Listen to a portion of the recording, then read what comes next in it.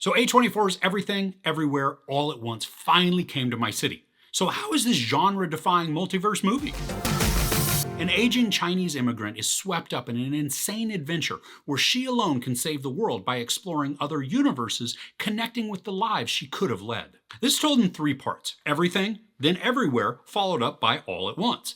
For the first 10 to maybe even 25 minutes, I was really struggling to figure out what was going on and how all of the rules of this movie worked. Now, once I decided to just stop trying and then just go with the story, it became so much easier to follow, and then everything fell into place. We have Michelle Yeoh, who's the lead in this, playing Evelyn, a somewhat angry and completely burnt out woman who's up against a deadline to file her business taxes. And the pressure is immense for her because the outcome could really affect her laundromat, where she and her husband, who's played by Huy Kwan, I think that's how you pronounce his name, well, they live above that laundromat. Plus, Evelyn's father has come to visit, and he's not the biggest fan of her or her husband, and they're also getting ready for a Chinese New Year party. And then, to compound things even more, Evelyn's relationship with her daughter Joy is very strained. All of these culminate into absolute stress, where everything seems to be falling in at the same time, hence the name of the first chapter, Everything. When Evelyn, Wayman, and her dad go to the IRS to sort out their stuff, Wayman kind of glitches out a bit, and then he becomes different, giving Evelyn some instructions that begin the wild ride of our story. At the IRS is also where we meet Jamie Lee Curtis's character, who becomes a lot of fun to watch. So the story is a huge mixture of mystery, sci-fi, kung fu, and martial arts, with then a heavy dose of family and emotional drama all thrown into a multiverse conundrum.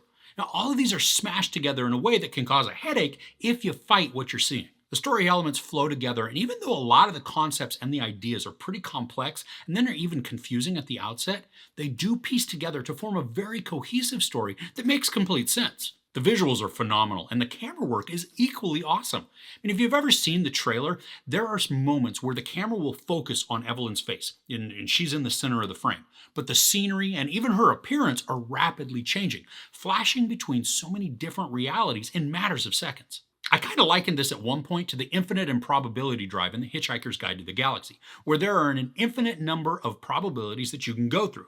Now, this does that same thing, but for much longer, and with much more emotional impact. The drama angle in this is very engaging. Now, a lot of the time I wasn't a fan of Evelyn because she came across as extremely selfish, cold, and mean. It was tough to want to root for her, but the story is really about her growth. The story needs her to start from a place of unlikability so that any change is a noticeable one. And honestly, because of all the different versions of Evelyn we see, she may not grow in the way that we necessarily are rooting for, but the growth itself will be dynamic. The narrative does a wonderful job of taking us on the journey with Evelyn. Her ups and downs, her confusion, anger, sadness, and even joy, they're all captured extremely well and very convincingly. This was a story that took an emotional toll for a bit because I was sucked into all that was going on, experiencing those highs and lows of Evelyn, but then having to reconcile them with how I wanted the character to grow. So Michelle Yeoh is a phenomenal martial artist, and we get to see a ton of her skill and her talent on display in this. As she kicks butt in very imaginative ways, and because of the whole multiverse premise, we see scenes layered upon each other as actions are taken from one reality to be used in another.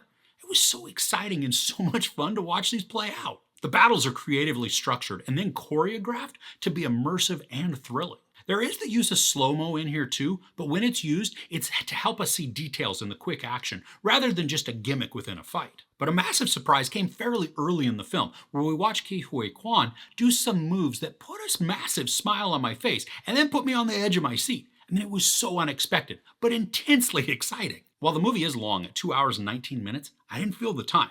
And this isn't non-stop action. There are many portions that focus on the emotional arcs. And these arcs are helped by a really great antagonist too.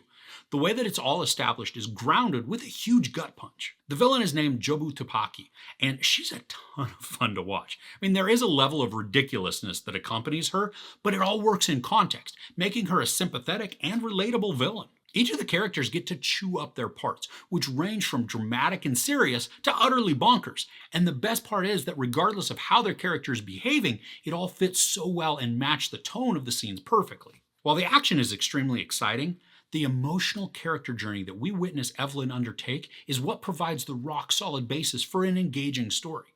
The narrative takes extremely complex and difficult premises and then breaks them down into cohesive storylines that become easy to follow and even easier to engage with as each moment passes. Michelle Yeoh gives a heartbreaking and butt-kicking performance, delivering each of those aspects with ease.